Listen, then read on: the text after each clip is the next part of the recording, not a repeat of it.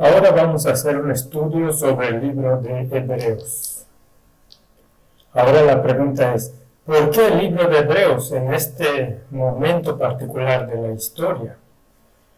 Creo que el libro de Hebreos es probablemente uno de los libros teológicos más importantes del Nuevo Testamento.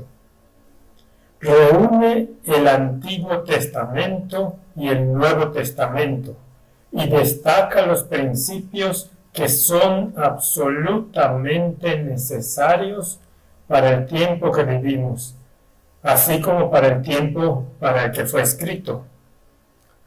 Ahora, el libro de Hebreos es un libro magnífico. Y al igual que los judíos en su tiempo entendieron mal el ministerio de Cristo, y se suponía que el libro de Hebreos nos iluminaría, y estas cosas fueron escritas para nuestro ejemplo, así que creo que el libro de Hebreos es tan necesario para nuestro tiempo como lo fue para el tiempo en que Jesús caminó sobre esta tierra. Y así decidimos hacer un estudio sobre el libro de Hebreos. Hace unos años mi esposa escribió un canto sobre Jesús. Y ya que la esencia del libro de Hebreos es todo sobre Jesús, pensé que sería apropiado que comenzáramos con esa canción, porque sentí que la letra era muy adecuada para el tema en general. Pero antes de comenzar, vamos a orar. Padre Celestial, te agradecemos por tu palabra. Te agradecemos que hayas escrito todo lo que es requerido y necesario para los tiempos en los que cada generación desde los tiempos de Cristo ha estado viviendo y en las circunstancias de nuestro tiempo. Señor, ayúdanos a entender lo que estás tratando de decirnos en este maravilloso libro. Es mi oración en el nombre de Jesús. Amén.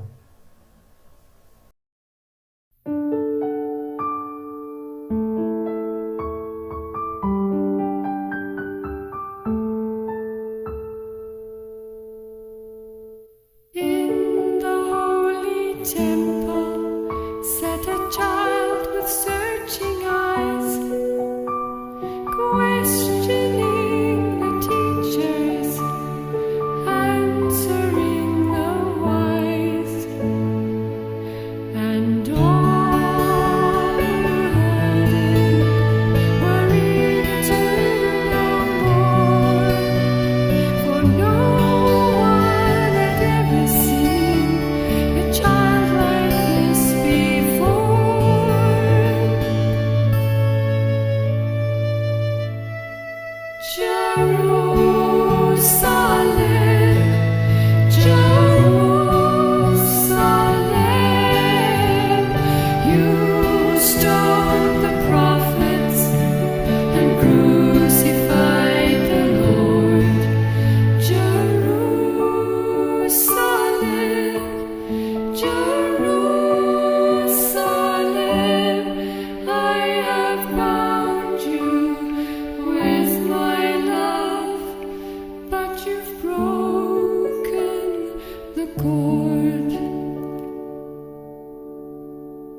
A man taught the word from a boat on the lake.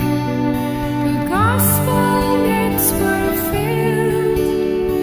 They feared that they would break. And all were amazed and laid down the oar, for no one had ever seen a man like this before.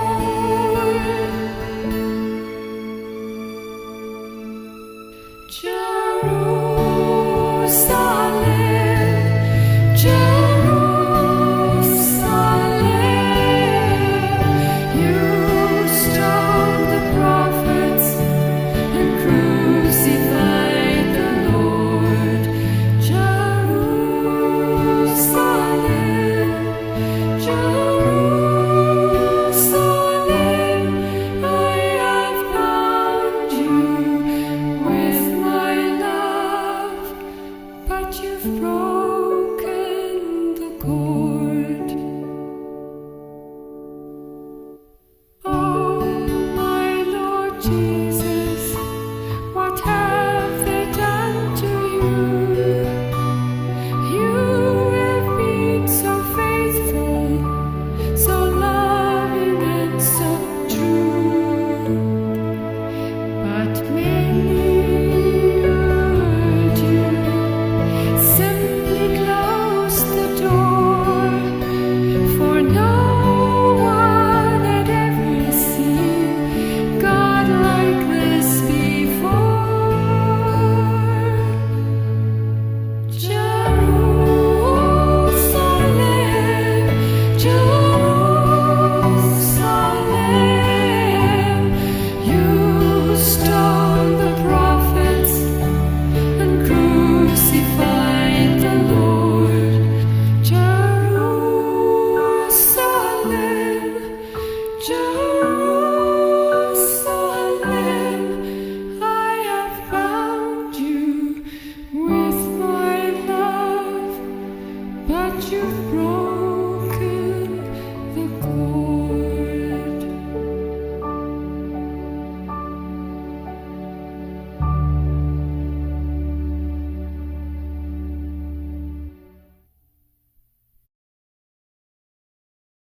He titulado esta serie el libro de Hebreos, Sustancia y Sombra. Y creo que la diapositiva básicamente lo dice todo. Hay una cruz con una sombra y un cordero. Y de esto se trata el libro. Y según los reformadores, y aquí también dice en la versión King James de la Biblia, la epístola de Pablo el apóstol a los hebreos. Ahora sé que los altos críticos no quieren reconocer que Pablo fue el autor de este libro, pero con los reformadores creo, de hecho, que fue Pablo quien hizo este libro. Ahora, ¿por qué no se presentó a sí mismo? ¿Por qué se presenta a sí mismo en todos los otros libros, pero no en este? Porque este libro es esencialmente sobre Jesucristo. Y Él es la sustancia de todas las sombras. ¿Cómo se puede comenzar un libro de esta magnitud trayendo el Antiguo Testamento y el Nuevo Testamento juntos, escribiendo su nombre en él? Así que creo que es muy apropiado que omita su nombre en términos de autoría. Ahora, cuando miramos este libro en el primer capítulo tiene solo 14 versos, pero está absolutamente lleno de información. Identifica al Hijo, Jesucristo, como el Creador. Luego lo identifica como el Salvador. Luego lo identifica como el gobernante. Después lo identifica como Dios. Luego lo identifica como eterno. Luego lo identifica como el Señor Yahvé. Así que básicamente está diciéndonos que se trata de Jesús. Pero antes de sumergirnos en un estudio versículo por versículo de este libro, algunas personas han preguntado, ¿cómo se hace para estudiar algo como esto? ¿Y por qué hay tanta confusión en el mundo? ¿Y cómo podemos estar seguros de que lo estamos estudiando correctamente? Es algo muy difícil, porque todo lo que leemos en la Biblia puede estar distorsionado. Y ha habido muchas personas que se han convertido en expertos en distorsionar la palabra de Dios, por lo que debemos estudiarla con oración. No podemos abrir la Biblia cuando se trata de temas como este sin oración. Y debemos pedirle a Dios que nos diga cuál es la esencia del versículo que estamos estudiando. Y no puedes estudiarlo de forma aislada, porque se vincula con otras partes de las Escrituras. De hecho, la mayoría son citas de las Escrituras, por lo que tienes que traer el pasado al presente y compararlo versículo por versículo. ¿Y qué recursos se usan para estudiar un libro como el libro de Hebreos? Bueno, en esta época tenemos muchos recursos disponibles para nosotros. Hay programas bíblicos como eSword, por ejemplo, que te darán conexiones. Hay discusiones en eSword que puedes usar también y puedes ver lo que dijeron algunos de los reformadores, qué dicen las concordancias, para que puedas comparar lo que se está diciendo. Y también puedes leer lo que algunos de los reformadores, las personas confiables del pasado, dijeron sobre este libro. Porque creo que Dios, cuando les dio a los traductores las palabras en el idioma original y les dijo que lo pusieran en un idioma que la gente pudiera entender, usó personas inspiradas. Y creo que esos primeros reformadores y sus ideas están en armonía con lo que tradujeron. Y luego, por supuesto, tenemos otras cosas disponibles para nosotros. Tenemos el espíritu de profecía. Y el espíritu de profecía es un filtro maravilloso. La palabra de Dios y el espíritu de profecía juntos darán una visión general. Y todo lo que se pueda extraer de estos escritos debe usarse en nuestro estudio. Entonces, por supuesto, están los pioneros. Y muchos de ellos fueron ardientes estudiantes de la Biblia. Y muchas cosas se escribieron. Todo el estante detrás de mí aquí está lleno de libros, de comentarios bíblicos y lo que nuestros pioneros creían sobre temas particulares. Y podemos estudiar lo que otros teólogos han dicho también. Pero quiero asegurarme de que lo que estudio venga de personas consagradas que creen en la Biblia y el espíritu de profecía y ponerlos en armonía. Entonces tengo más fe en lo que están diciendo. Y es bueno tener ideas de tantas fuentes como sea posible. E incluso algunos de los escritores modernos a veces tienen buenas ideas, pero siempre es bueno mantener los filtros a la mano. Así que con eso dicho, vamos a sumergirnos en una introducción a este gran libro. Si queremos entender el libro de Hebreos, también debemos mirar los problemas que existían en el momento en que este libro fue escrito. ¿Cuáles fueron los problemas exactamente?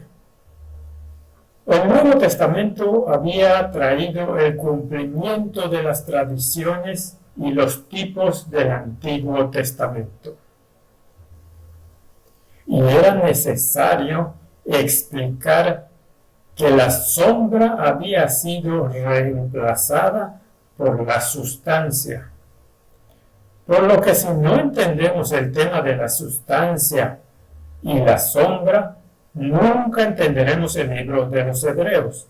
De hecho, no entenderemos el Antiguo Testamento porque la Biblia dice que el Antiguo Testamento testificaba de Jesucristo. Y si no vemos a Jesús en todos los aspectos del Antiguo Testamento, entonces no entenderemos el cumplimiento de esos grandes tipos y el gran antitipo, Jesucristo. Por lo que algunos de los problemas relacionados con la fe de los judíos en el tiempo de Cristo los encontramos en las advertencias que la Biblia tiene con respecto a estos temas. Por ejemplo, en Mateo 15 leemos el versículo 1. Entonces se acercaron a Jesús ciertos escribas y fariseos de Jerusalén, diciendo: ¿por qué tus discípulos quebrantan la tradición de los ancianos? Porque no se lavan las manos cuando comen pan. Respondiendo él les dijo: ¿por qué también vosotros quebrantáis el mandamiento de Dios por vuestra tradición? Así que hubo un choque de tradiciones. Los escribas y los fariseos tenían un conjunto de tradiciones que, según las Escrituras, eran contrarias a la voluntad de Dios. Y este asunto tenía que ser aclarado. Ahora, no eran solo los escribas y los fariseos. Los escribas y los fariseos eran admirados por la gente en ese momento. Y las tradiciones que ellos apreciaban eran básicamente las tradiciones de la gente. Por lo que toda la mentalidad de toda la comunidad tuvo que ser cambiada.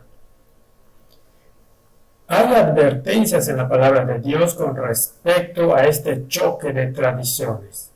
De modo que en Colosenses leemos en el capítulo 2 del versículo 8: mirad que nadie os engañe por medio de filosofías y huecas sutilezas, según la tradición de los hombres, conforme a los rudimentos del mundo y no según Cristo, porque en él habita corporalmente toda la plenitud de la deidad. Por lo que había un grave peligro de que las tradiciones borraran la esencia misma de lo que eran las Escrituras. A saber, Jesucristo. Estas son las que dan testimonio de Jesús, quien es, en quien habita corporalmente toda la plenitud de la deidad. Colosenses capítulo 2, versículo 20 dice: pues si habéis muerto con Cristo en cuanto a los rudimentos del mundo, ¿por qué, como si vivieseis en el mundo, os sometéis a preceptos tales como no manejes, ni gustes, ni aun toques, en conformidad con mandamientos y doctrinas de hombres, cosas que todas se destruyen con el uso? Así que la Biblia es muy clara en que la humanidad, y aquí en particular los judíos, están inclinados y estuvieron inclinados a sustituir la adoración verdadera por las regulaciones humanas, por una forma humana de adoración. Así que básicamente es un choque de la voluntad divina con la de la humanidad. Y así es como nosotros debemos leer el libro de Hebreos. Cómo la sombra tiene que ser trasplantada por la sustancia. Si vamos al capítulo 2 de segunda de Timoteo, leemos de estas cosas.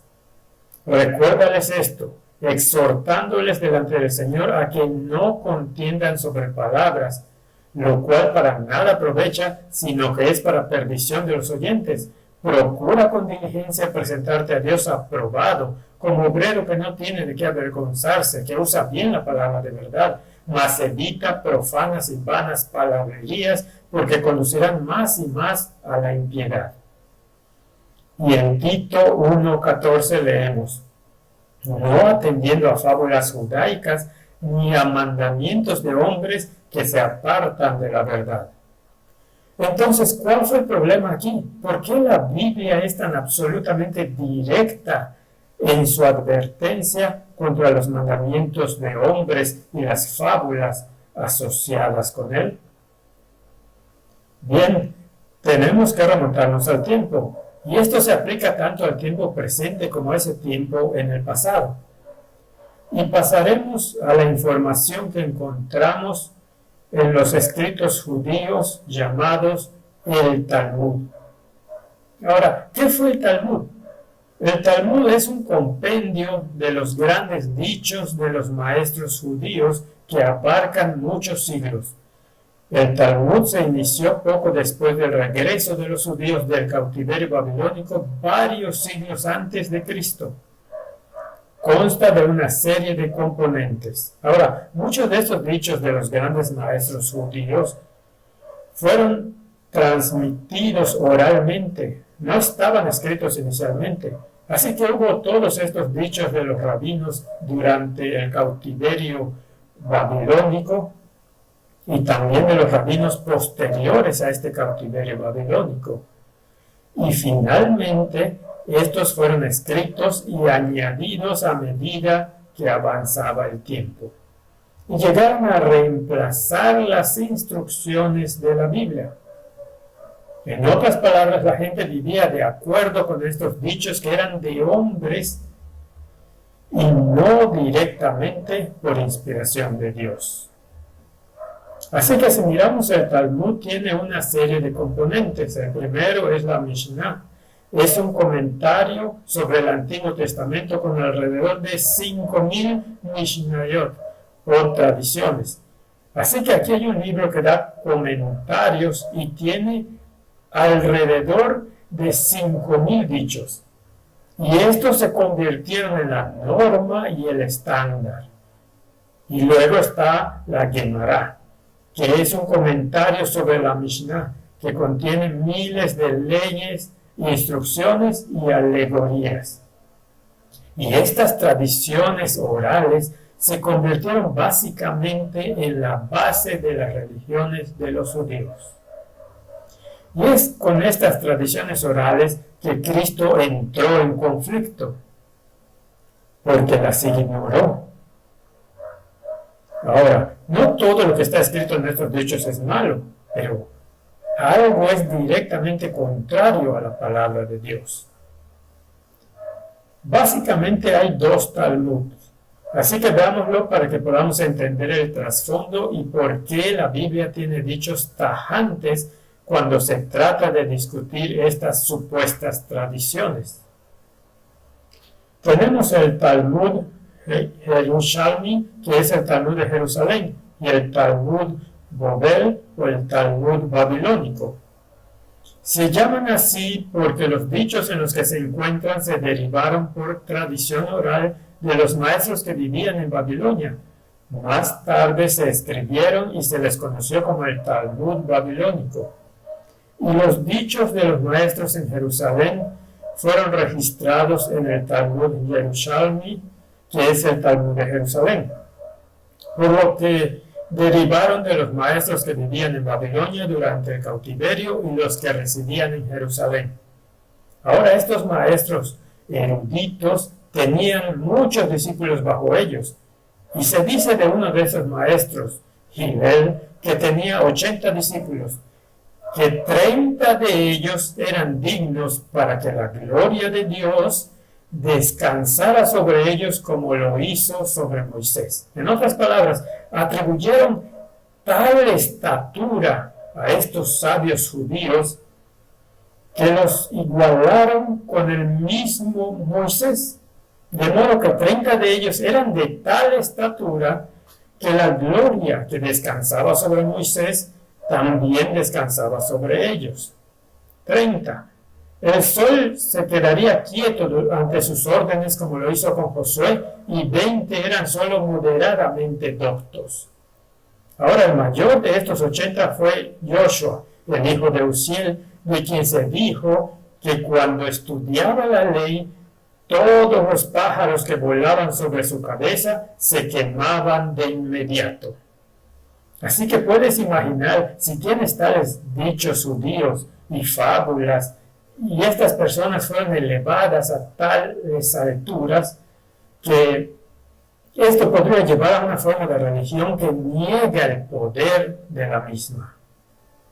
Ahora, esta cita proviene de las lecciones prácticas de F.C. Gilbert, de la experiencia de Israel para la iglesia de hoy.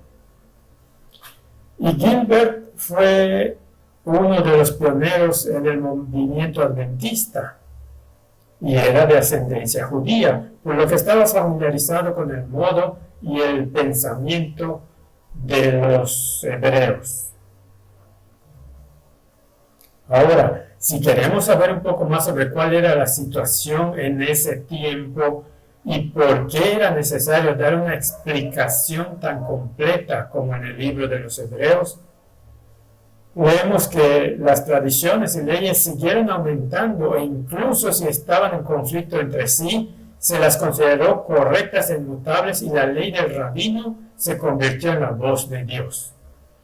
Por lo que en un momento, por ejemplo, hubo una disputa entre los rabinos y uno de los rabinos dijo que estaba mal comer un huevo que había sido puesto en sábado.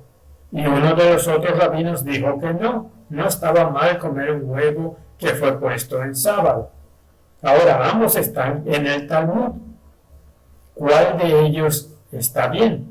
Bueno, ambos tienen razón porque ambos vienen de estos sabios, pero forzan la ley y dicen que espiritualmente uno está en lo correcto, pero prácticamente el otro debe seguirse, por lo que no está bien comer un huevo que se pone el sábado, aunque espiritualmente podría ser correcto. Así es como puedes llegar a ser totalmente confundido en este tema. Y algunos ejemplos del Talmud: como a un hombre se le ordena honrar y temer a su padre, así él está obligado a honrar y temer a su rabino más que a su padre. Recuerda que Jesús había dicho que ellos quebrantaban los mandamientos de Dios por sus tradiciones. Y aquí está solo uno de los ejemplos. Hay más. Si su padre y su rabino son oprimidos con una carga, primero debe ayudar a su rabino a bajarla y luego ayudar a su padre. Y dice aquí: no debes considerar ningún honor más grande que el honor del rabino y ningún temor más grande que el temor del rabino. Los sabios han dicho que el temor de tu rabino es como el temor de Dios. Así que esta era la estatura de los rabinos. Y si entendemos esto, entonces nosotros podemos entender algunos de los dichos de Jesús y comprender cuál era la situación en ese tiempo. Aquí hay otra declaración del Talmud. Está prohibido a un discípulo llamar a su rabino por su nombre, incluso cuando no está en su presencia, ni saludar a su rabino, ni devolver su saludo de la misma manera que los saludos se dan o se devuelven entre amigos. Por el contrario, debe inclinarse ante el rabino y decirle con reverencia y honor: que la paz sea contigo, rabino. Así que si entendemos cuál era la mentalidad y nos preguntamos cómo se aplica a nuestro tiempo, entonces podemos ver algunos paralelos. ¿No se ha infiltrado el mismo tipo de pensamiento en las mentes de los hombres y los días en los que vivimos hoy?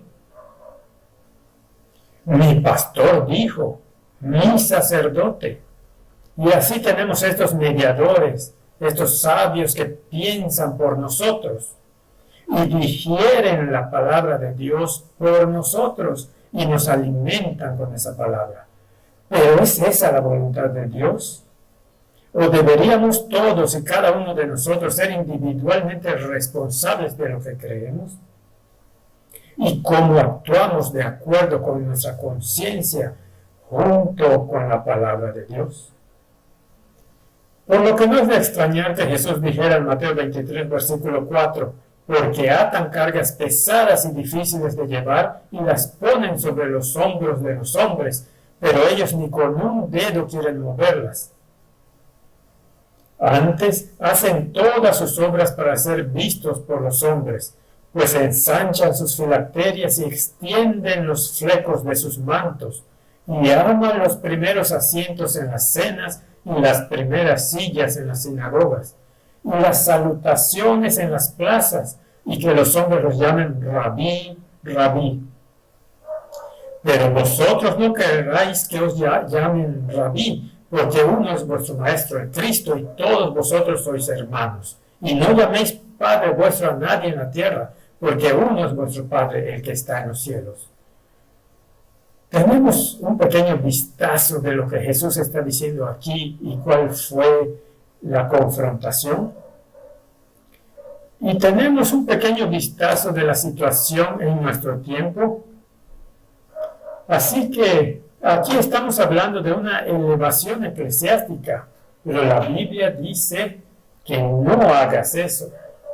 No llames a nadie tu maestro y te inclines ante él. Y por si acaso, no llames a nadie tu padre espiritual aquí en la tierra, porque tienes un padre y ese es tu padre que está en el cielo. Así que tenemos sistemas religiosos en el mundo hoy donde a los eclesiásticos se les llama padre y a algunos incluso presuntuosamente se les llama Santo Padre. Y luego tenemos que obedecer sus señales aunque sean contrarias a la palabra de Dios. Así que lo que fue en ese tiempo es lo mismo que vemos y estamos viviendo en nuestros tiempos. Por lo que este es un problema muy serio.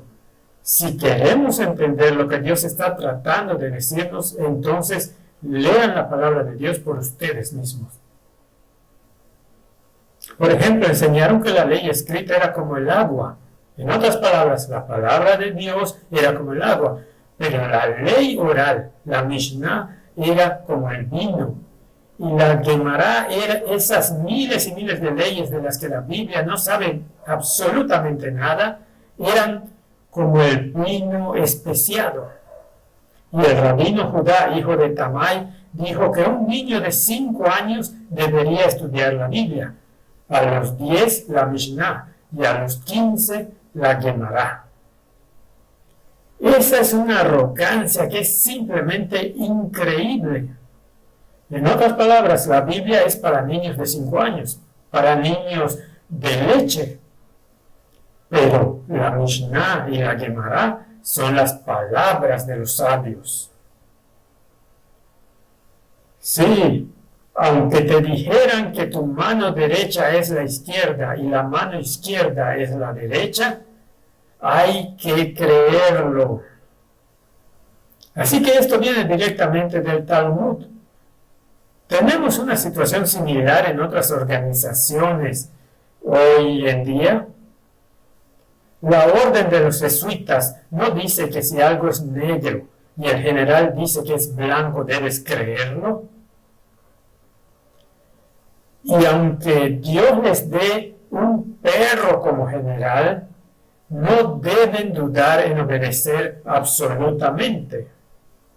Tenemos exactamente la misma situación en el mundo en el que vivimos hoy, como la que Jesús enfrentó en el tiempo en que caminó sobre esta tierra. Nada ha cambiado. La palabra del eclesiástico se supone que debe tomarse como la misma palabra de Dios, cuando a menudo está en conflicto directo con la palabra de Dios. Entonces, otro tema que es muy importante, y de esto se trata el libro de Hebreos, es una comparación entre el ritualismo y la adoración verdadera. Ahora es cierto que el Antiguo Testamento tiene muchos rituales. ¿Son esos rituales incorrectos? No. Si se entienden correctamente, esos rituales te llevarán a una comprensión completa del plan de salvación. Pero cuando se aplica incorrectamente, cuando el ritual se convierte en la sustancia, entonces has ignorado la sustancia a la que el ritual debería llevarte. Si el ritual te lleva a las enseñanzas de los hombres, entonces has perdido la secuencia. Por eso el libro de Hebreos es tan importante, no solo para la época en que fue escrito, y entender lo que está escrito en el contexto de la época en que fue escrito es lo que llamamos exégesis. Pero no podemos ignorar el tipo y el antitipo, porque cuando aplicamos la tipología a la exégesis, entonces lo que se aplica al pasado se vuelve relevante para el presente. Y así es como esto que se escribió para el pasado fue escrito para nuestra amonestación. Así que echemos un vistazo a uno de los grandes ejemplos en la Biblia del ritualismo versus la adoración verdadera. En Marcos 7:9 leemos: les decía también, bien invalidáis el mandamiento de Dios para guardar vuestra tradición. Entonces el folclore, la tradición y la fe entran en conflicto. ¿Y en qué se basa tu fe? ¿En un ritual? ¿Está basada en la liturgia o en la sustancia? Por lo que el ejemplo que da la Escritura es Jesús sana un hombre cojo junto al estanque de Betesda. Sé que hemos hablado de esto en otras series también, pero es muy importante, especialmente para el tiempo en el que vivimos hoy. Así que Jesús viene a este estanque y encuentra a este hombre cojo y él le dice: levántate, toma tu cama y camina, violando cada una de esas leyes que están en los escritos de los sabios judíos. Por lo que estos 3 mandatos fueron prohibidos por los judíos para ser ejecutados en el día de reposo. En la Biblia no dice nada al respecto, pero eso es lo que creían. En el libro Fe y Obras leemos la siguiente declaración: dejemos que el tema sea sencillo y claro, de que no es posible afectar nada en nuestra posición ante Dios o en el don de Dios a nosotros a través del mérito de la criatura. Si la fe y las obras compran el regalo de la salvación para alguien, entonces el Creador está obligado a la criatura. Esta es una oportunidad para que la falsedad sea aceptada como verdad. Si algún hombre puede merecer la salvación por cualquier cosa que haga, entonces está en la misma posición que el católico para hacer penitencia por sus pecados. La salvación entonces es en parte una deuda para que pueda ganarse como salario. No creo que pueda decirlo de manera más sucinta. Este es el gran peligro cuando el ritual se convierte en tu medio de salvación. Cuando lo que haces te gana la salvación. Como realizar una peregrinación, como participar en la misa, como realizar algún ritual religioso, yendo a un lugar específico para recibir una bendición específica, como encontrarnos en la mayoría de las grandes religiones del mundo. Luego de haber cumplido con ese deber, ese mérito se gana con tus acciones. Pero no existe tal manera en la Biblia. Y al hombre le encanta sustituir con el ritualismo la sustancia de la verdad. Así que veamos esta historia nuevamente. Era un día de reposo y Jesús fue al estanque de Betesda que tenía 5 pórticos. Esta historia se aplica a toda la humanidad. En estos yacía una multitud de enfermos, ciegos, cojos y paralíticos que esperaban el movimiento del agua. Así que su sistema religioso les había enseñado que había algo específico que podían hacer para sanar: curación física y espiritual. Había un estanque que probablemente tenía algo de actividad térmica y de vez en cuando había burbujas que aparecían en el estanque. Y la tradición les había enseñado que era un ángel el que agitaba el agua.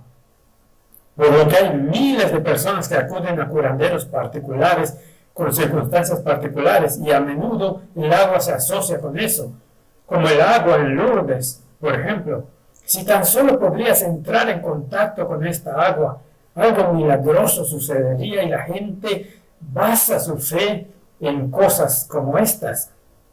Cuando tenemos acceso directo al trono de Dios. Así que aquí estaban estas personas, y la Biblia describe a estas personas como impotentes, ciegos y paralíticos, mientras están esperando que estos eventos ocurran. ¿Y qué tipo de Dios es este que seleccionará a una persona porque él puede ser más fuerte que otro y se las arregla para llegar a esa agua, o más rico que el próximo hombre y puede permitirse el boleto de avión para volar a estos lugares para entrar en contacto con esta agua? ¿Qué clase de Dios es ese? ¿Es ese Dios que se preocupa por los más débiles y los más pobres también? Así que esperaban este movimiento del agua y luego se curaban. Pero el problema era que solo los más fuertes tuvieron éxito en esta empresa. Y un hombre, lo cual es muy genérico, y había allí un hombre que hacía 38 años que estaba enfermo.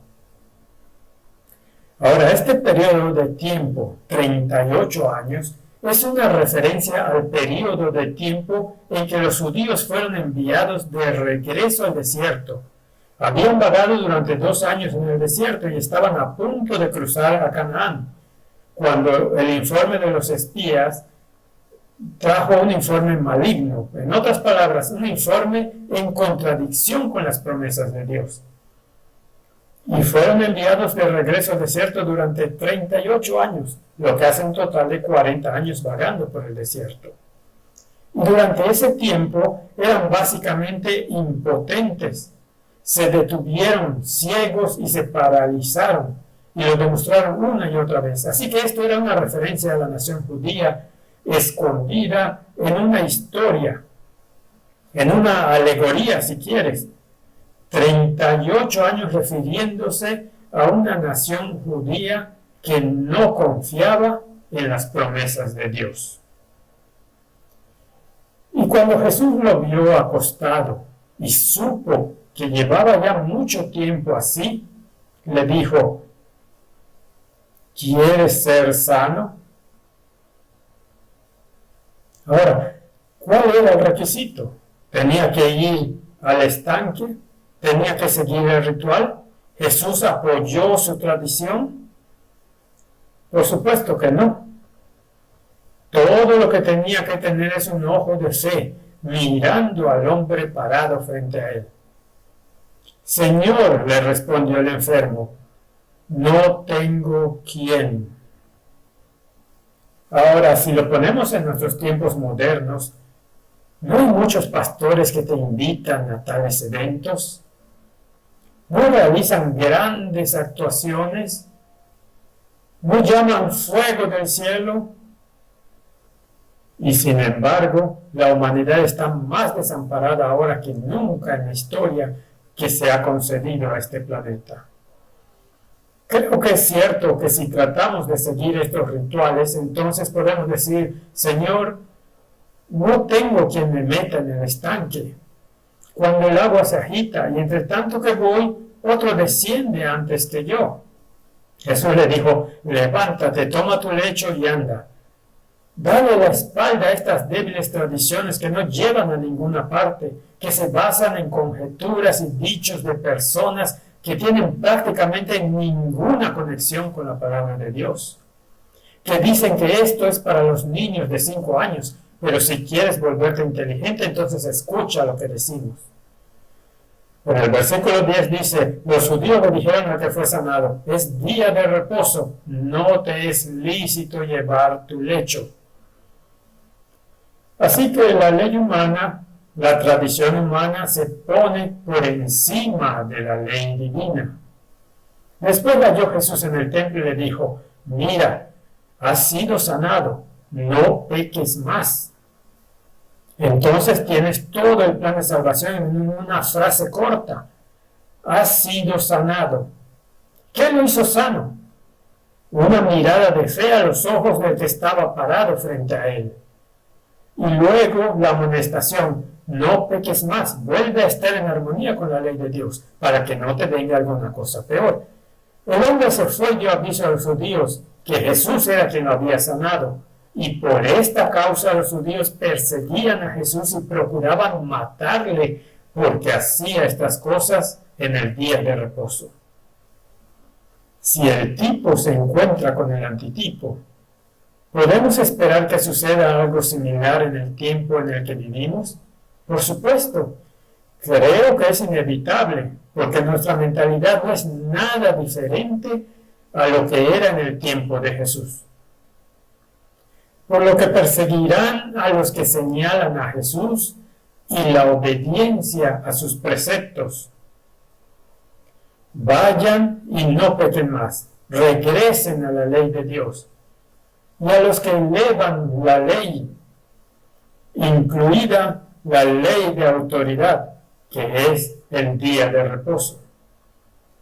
Y Jesús les respondió: mi Padre hasta ahora trabaja y yo trabajo.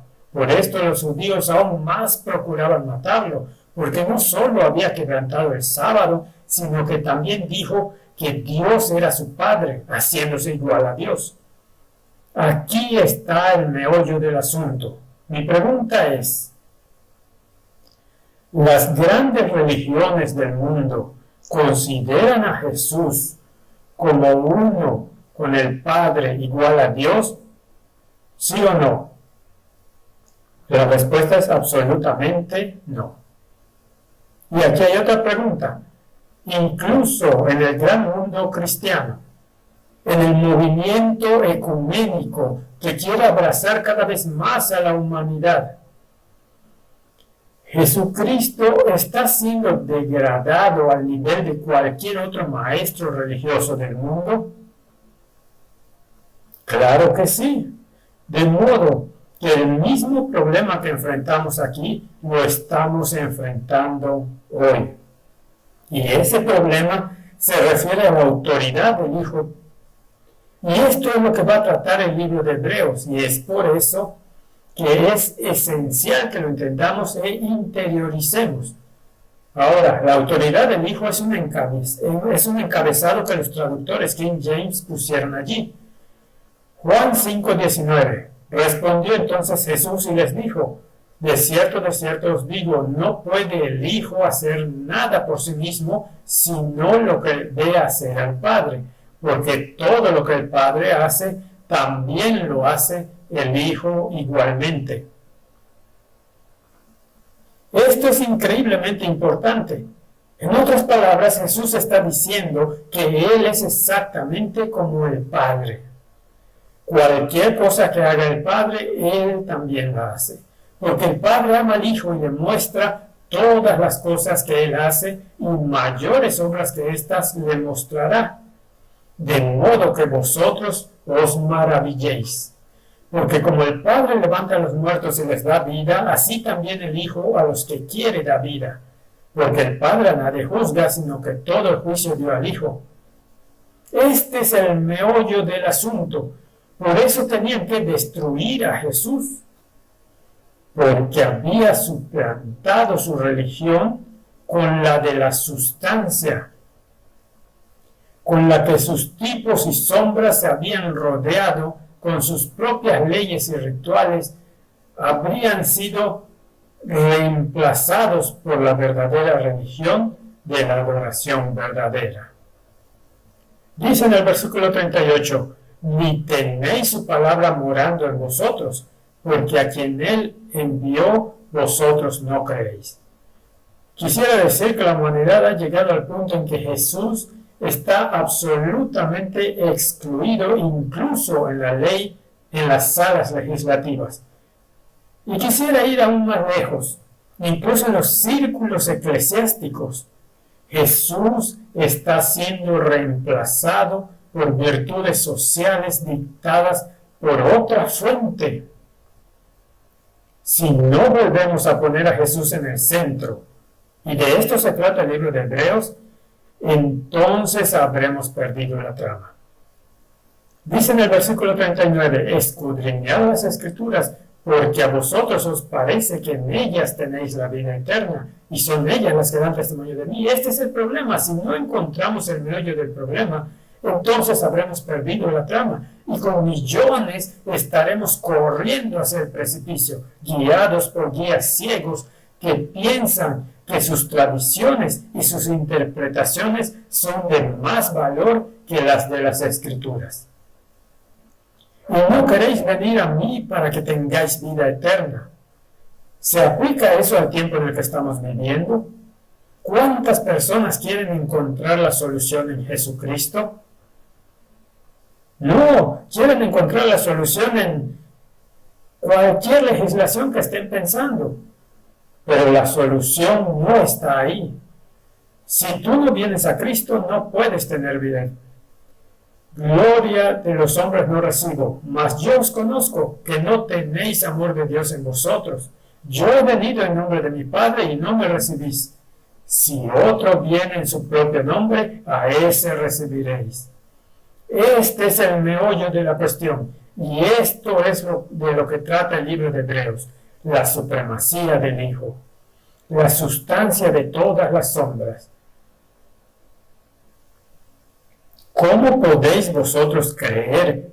Pues recibís gloria los unos de los otros y no buscáis la gloria que viene del Dios único.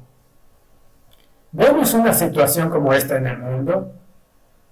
Vemos a los eclesiásticos del mundo haciendo peregrinaciones a Roma, por ejemplo, para recibir honores unos de otros, para darse palmaditas en la espalda y hablar sobre temas que se basan en la así llamada doctrina social.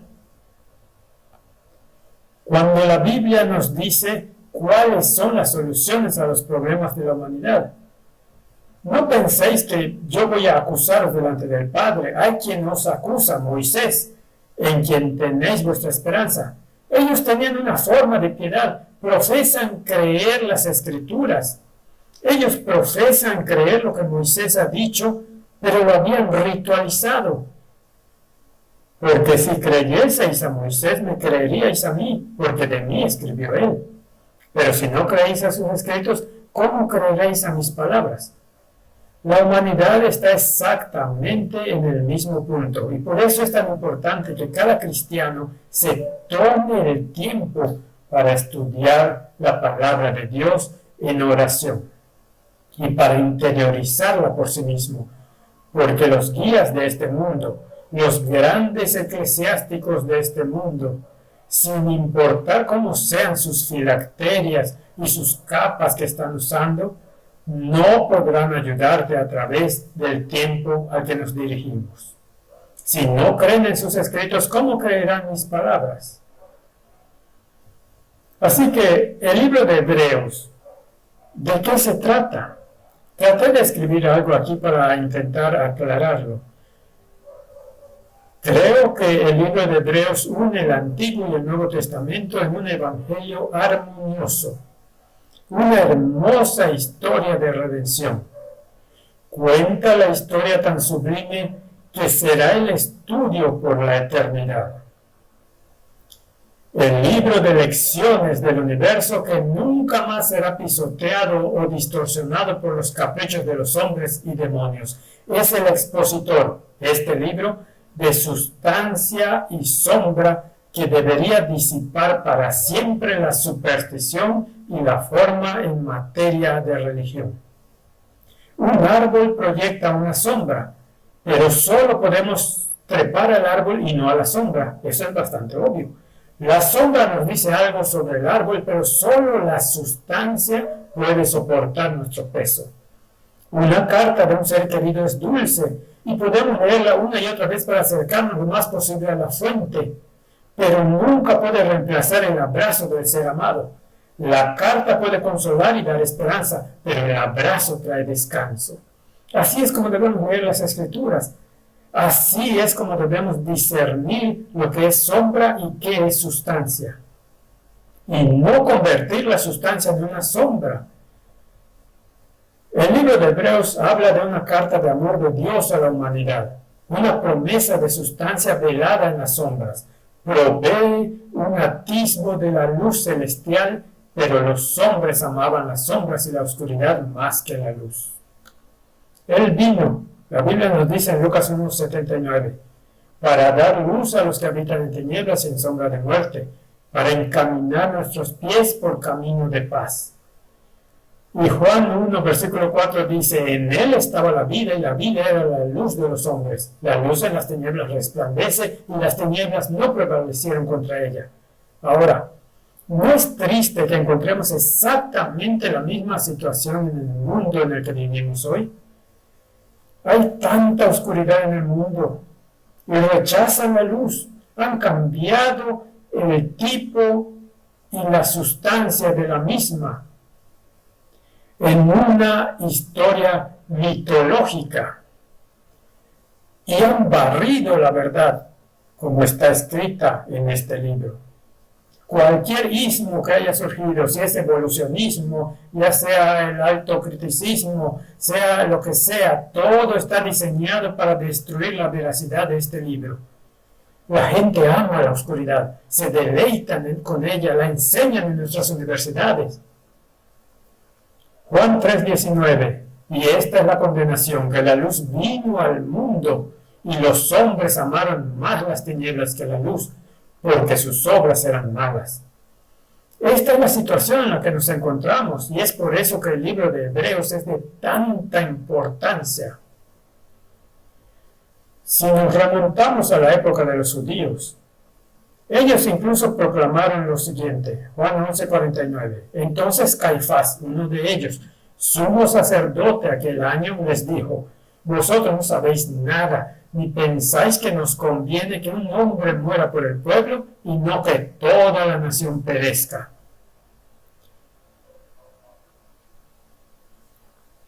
Nuestras tradiciones son tan importantes, nuestras liturgias son tan importantes, que si aceptamos la sustancia, entonces todo nuestro sistema religioso sería eliminado. Es mejor sacrificar la sustancia, es mejor sacrificar a Cristo que perder nuestra influencia y nuestro ritual. Y los elogios de las personas que adoran la misma tierra sobre la que caminamos. Lucas 11:35 dice, mira pues, no suceda que la luz que hay en ti sea tinieblas.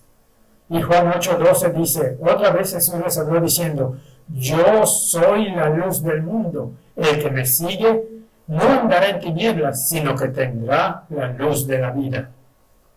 Yo, la luz, he venido, una luz al mundo, dice Juan 12:46, para que todo aquel que cree en mí no permanezca en tinieblas. Esa es la solución para la humanidad. Esa es la historia de las Escrituras. Esto es de lo que testifica. Y la humanidad lo ha entregado por un plato de potaje. Quiero terminar esta introducción al libro de Hebreos con esta declaración. Es cuando los líderes religiosos se aferraron a la sombra y rechazaron la sustancia de la misma que fueron sumergidos en la oscuridad. Y exactamente lo mismo se aplica hoy. Cuando Pablo comprendió la luz que lo cegaba, proclamó. Recuerda que él estaba tan en la oscuridad, era miembro del Sanedrín. Dijo en Hechos 26, versículo 15, él dijo, ¿quién eres, Señor? Ahora, detengámonos allí por un segundo. Toda la Escritura testifica de Jesucristo. Y este hombre erudito, uno de los más eruditos de todos, dijo, ¿quién eres, Señor? No tenía comprensión de qué era la sustancia que la sombra señalaba. Estaba tan inmerso en las sombras que nunca comprendió la sustancia. Y tuvo que responder cuando vio esta luz cegadora. ¿Quién eres, Señor? Y el Señor dijo, yo soy Jesús a quien tú persigues, pero levántate y ponte sobre tus pies, porque para esto he aparecido a ti, para ponerte por ministro y testigo de las cosas que has visto y de aquellas en las que me apareceré a ti, librándote de tu pueblo y de los gentiles a quienes ahora te envío, para que abra sus ojos para que se conviertan de las tinieblas a la luz y de la potestad de Satanás a Dios, para que reciban por la fe que es en mí el perdón de los pecados y herencia entre los santificados.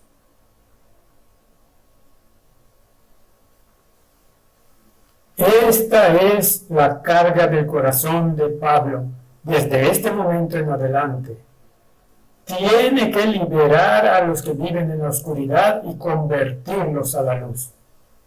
¿Crees que el diablo estaba contento con esta luz que brilló sobre este maestro de la persecución? No lo creo. ¿Crees que el diablo está muy complacido con la luz que se expone a través de los escritos de Pablo en la Biblia? ¿Crees que estarán muy complacidas estas fuerzas demoníacas con la luz que brilla en estas páginas, o hará todo lo posible para comprometer la palabra de Dios, para distorsionarla y quitarle su significado original? Creo que lo hará. Así que, ¿cuál es la solución? Bueno, cuando aceptas la luz, entonces puedes recibir el perdón de los pecados y herencia entre los santificados por la fe en Jesucristo. ¿Y quién es la luz? Jesús es la luz. Si te vuelves a Él, entonces tendrás la luz. Ahora, mi pregunta es, ¿quién mejor para escribir el libro de Hebreos que el que llevaba las marcas de esa luz en su carne como un recordatorio constante de su locura? Tenía esta marca en él, esta espina en su carne. Y 3 veces le pidió a Dios que se la quitara. Y recibió la respuesta: mi gracia es suficiente para ti. Necesitas el recordatorio de la oscuridad en la que viviste una vez para poder apreciar la luz en la que estás caminando ahora. Así que a veces Dios nos da espinas en la carne para que podamos recordar constantemente que debemos mantenernos enfocados en la luz para no vagar de nuevo en la sombra.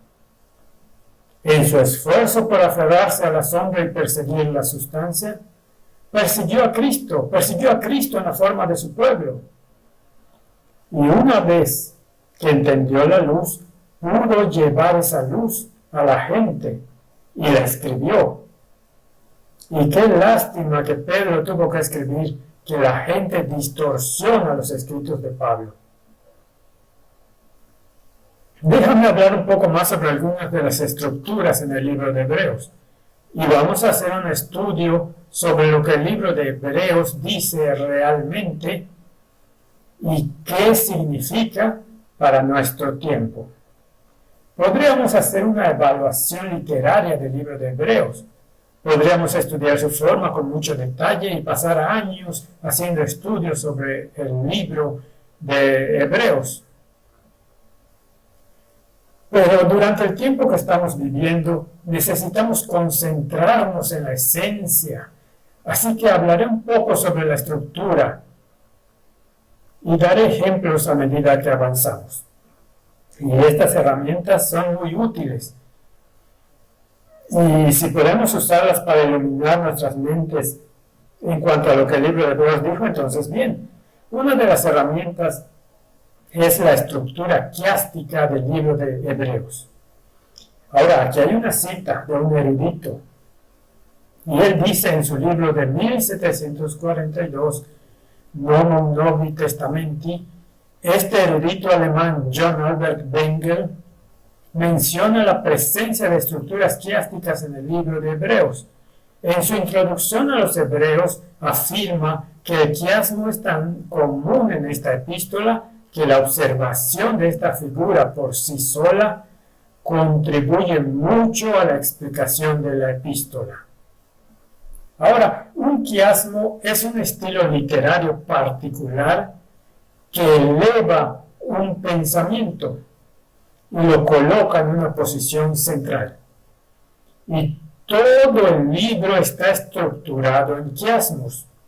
por lo que nos da una estructura que nos dice cuál es el núcleo, cuál es la esencia que Pablo está tratando de transmitir. Y entonces hay quiasmos dentro de los quiasmos. Cada capítulo tiene quiasmos en él. Todo el libro es una estructura quiástica y se vincula con otras referencias también. Y podríamos hacer un estudio sobre eso. He incluido aquí dos fuentes donde algunas de las estructuras quiásticas son discutidas, y estos provienen en gran parte de tesis que fueron hechas en universidades por académicos de hoy en día. La gente puede buscarlas y observar algunas de las estructuras quiásticas, pero por supuesto hay muchas más que ni siquiera se mencionan en algunos de estos estudios. Pero son útiles para aquellos que quieren tener un poco más de comprensión de la estructura quiástica. Así que, cuando revisemos el libro de Hebreos capítulo por capítulo, incluiré un ejemplo quiástico en cada uno de los capítulos. Pero realmente quiero concentrarme en la esencia. Y sabes, cuando retrocedes a esta época de la historia, cuando Pablo escribió este trabajo, y piensas que estaba tratando de explicar a sus conciudadanos, que estaba escribiendo a los hebreos lo que la sustancia de sus sombras era, y por qué era tan importante aceptar esta sustancia para que no vagaran en la oscuridad de las sombras. ¿Qué le hicieron a Jesús? Lo crucificaron. Es absolutamente asombroso que con el ejemplo que dio, la vida que él llevó, que lo tomaran y lo crucificaran. Pero ese es el camino de la humanidad. Así que Dios nos proteja de quedarnos en las sombras cuando podríamos estar abrazando la sustancia. Oremos. Padre Celestial, mientras nos aventuramos en nuestro estudio ahora del libro de Hebreos, danos por favor una idea de que no podemos vagar en las sombras, sino abrazar la sustancia. En el nombre de Jesús. Amén.